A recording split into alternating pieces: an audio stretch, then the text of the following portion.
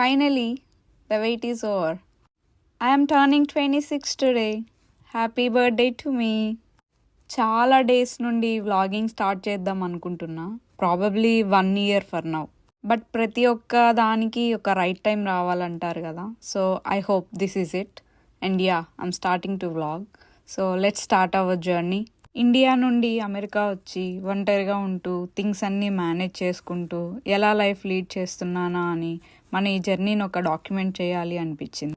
So ఈరోజు మన birthday కాబట్టి పొద్దున్నే లేచి ఫ్రెష్ అయ్యి బయటకు వెళ్దాం అనుకుంటే బయట నెగిటివ్ టెంపరేచర్స్తో చలి చంపేస్తుంది.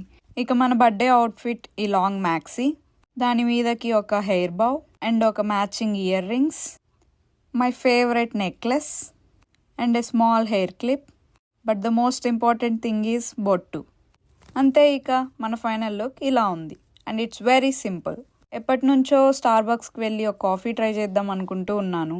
ఎప్పుడూ వెళ్ళలేదు, ఇదే ఫస్ట్ టైం. జనరల్గా అందరు వెళ్తారు కదా, బట్ నేను యూఎస్ఏ వచ్చి 2 years అయిపోయినా ఎప్పుడు వెళ్ళి ట్రై చేయలేదు. సో ఇప్పుడు వెళ్దాం.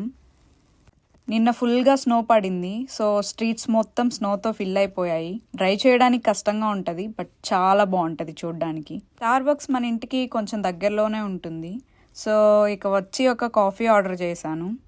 కాఫీ ఏమో కానీ అంబియన్స్ చాలా బాగుంది. కాఫీ $6 అంట, అంటే మన కరెన్సీలో 540 రూపీస్. ఈ మ్యాటర్ మా మమ్మీకి కానీ తెలిసిందంటే ఇలా ఉతికేస్తుంది. బై ద వే, కాఫీ నాకేం నచ్చలేదు.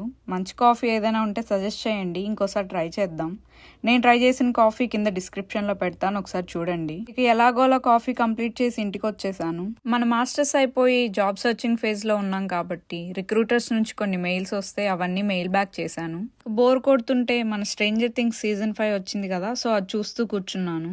ఇంకా అలాగా నైట్ అయిపోయింది. సో బర్త్డే అంటే మమ్మీతో టాక్స్ మ్యాండేటరీ కదా, సో అమ్మతో కాసేపు మాట్లాడి డిన్నర్ చేసి పడుకున్నాను.